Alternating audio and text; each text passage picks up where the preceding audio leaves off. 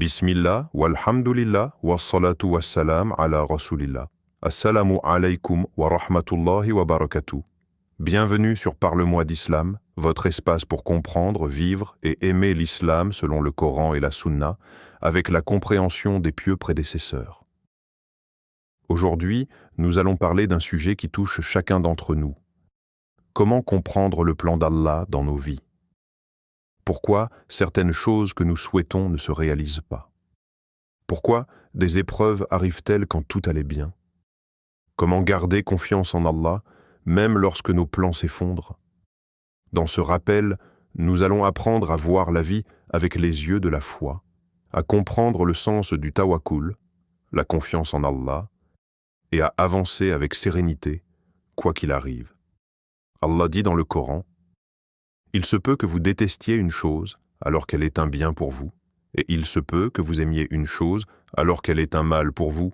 Allah sait et vous ne savez pas. » Sourate Al-Baqarah 2:216. Cette parole nous rappelle une vérité fondamentale. Nos connaissances sont limitées alors qu'Allah connaît tout. Nous planifions, mais Allah décide avec sagesse. Parfois, ce que nous voulons semble parfait. Un emploi précis, une université, un projet, une personne que l'on souhaite épouser, et quand Allah ne nous l'accorde pas, on se dit « Pourquoi moi? Ce n'est pas juste. » Mais en réalité, Allah te protège peut-être d'un mal, ou il te prépare à quelque chose de meilleur. Le croyant doit se rappeler, ce qui t'a atteint ne pouvait pas te manquer, et ce qui t'a manqué ne pouvait pas t'atteindre. Quand ton plan ne fonctionne pas, ce n'est pas un échec, c'est un redirectionnement d'Allah. Et si tu continues de placer ta confiance en lui, il te guidera vers ce qui est le meilleur pour ta foi, ta vie et ton avenir. Beaucoup pensent que faire confiance à Allah signifie attendre sans agir. Mais le prophète nous a appris l'inverse. Un homme avait laissé son chameau sans l'attacher en disant « Je place ma confiance en Allah ». Le prophète répondit « Attache d'abord ton chameau, puis place ta confiance en Allah ». Ce rappel est magnifique. Il nous enseigne que le tawakkul n'est pas de l'attente passive, mais une confiance après l'effort. Concrètement, cela signifie « Tu fais ce qui est en ton pouvoir, tu prends les moyens licites, tu te prépares, tu étudies, tu travailles, tu avances. Puis tu laisses le résultat à Allah. » Parce que la réussite ne vient pas de ton effort seul, elle vient d'Allah, qui bénit tes efforts quand il le veut. Le musulman dit dans son cœur « J'agis par obéissance à Allah, et j'accepte ce qu'il choisit pour moi. » Et si tu échoues malgré ton travail, ce n'est pas un échec, c'est un test, un apprentissage, un pas vers un bien plus grand. Pourquoi agir est une preuve de foi? Allah aime le croyant fort, actif, responsable. Les prophètes eux-mêmes agissaient, planifiaient, combattaient, voyageaient, prêchaient, puis plaçaient leur confiance en Allah. Si le plus parfait des hommes prenait les moyens, comment pourrions-nous rester immobiles?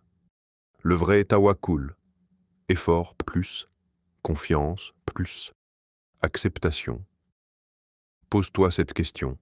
Est-ce que je fais les causes? Ou est-ce que je me cache derrière le mot « confiance » pour rester passif?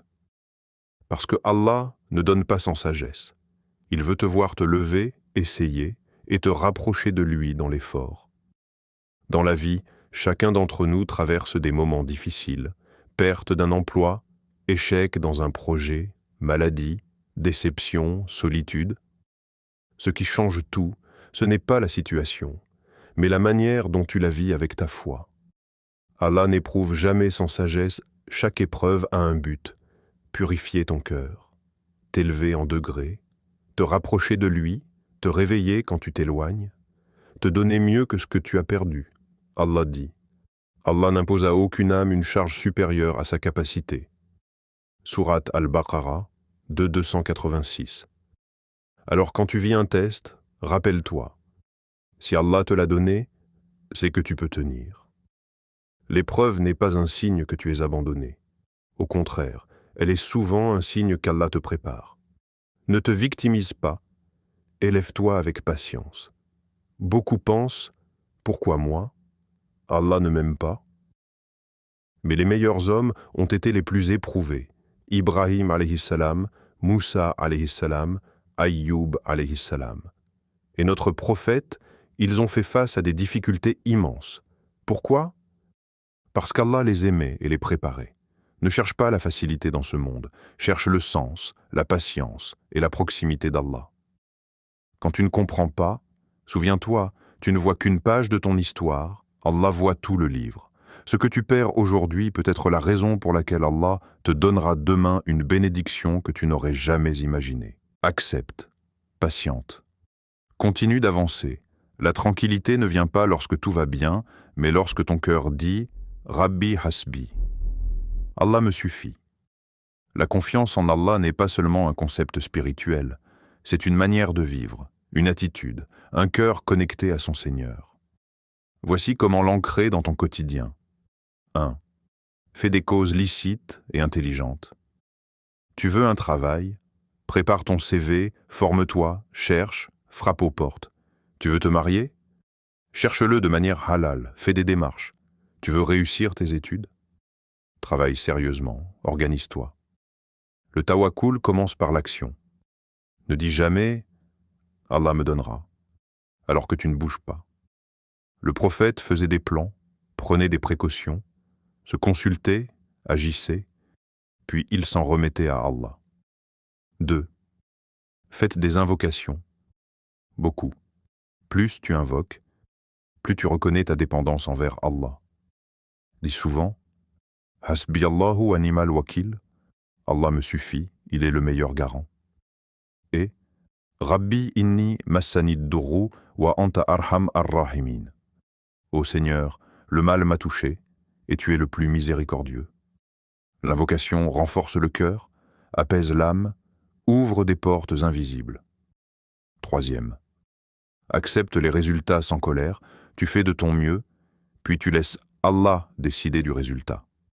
Si ça ne marche pas de panique, pas de reproche envers Allah, pas de regret destructeur.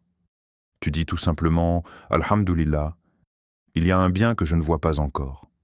C'est ça, le cœur du tawakkul. 4. Ne compare pas ta vie à celle des autres. Le diable détruit la confiance en Allah avec une seule idée. Regarde les autres, pourquoi pas toi? Mais chacun a un chemin différent. Allah te donne ce qui est fait pour toi, au moment que lui choisit. Ton histoire est écrite avec sagesse. 5. Souviens-toi de la récompense. Chaque patience, chaque confiance, chaque larme cachée, Allah la voit, et rien n'est perdu auprès de lui. Et quiconque place que sa confiance en Allah, il lui suffira. Tu ne peux jamais perdre quand tu choisis Allah. Jamais.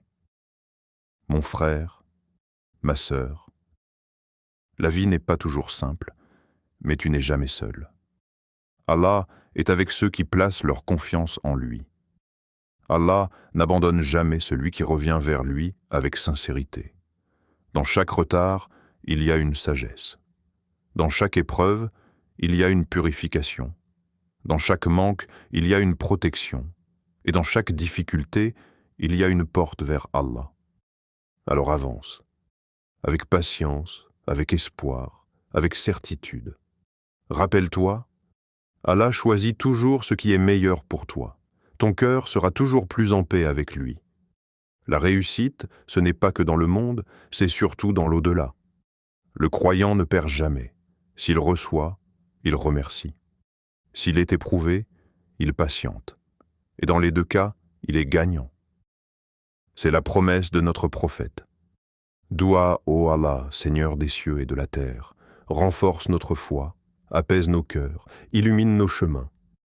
Accorde-nous un cœur confiant, une âme patiente et une langue qui se souvient de toi. Donne-nous le bien ici-bas et le bien dans l'au-delà, et protège-nous du châtiment du feu. Ya Rab, fais-nous aimer ce que tu as choisi pour nous, et donne-nous la certitude que tu n'abandonnes jamais tes serviteurs sincères. Amen. Si tu traverses quelque chose en ce moment, sache que c'est une étape, pas une destination. Ton histoire ne se finit pas dans la douleur. Ton Seigneur est Ar-Rahman, Ar-Rahim. Et son plan est toujours rempli de miséricorde. Tiens bon, continue d'avancer, et dis dans ton cœur, Allah me suffit, et il est le meilleur des protecteurs. Qu'Allah apaise ton cœur et te renforce dans chaque étape de ta vie. Abonne-toi, like et partage pour soutenir le rappel et active la cloche pour ne rien manquer.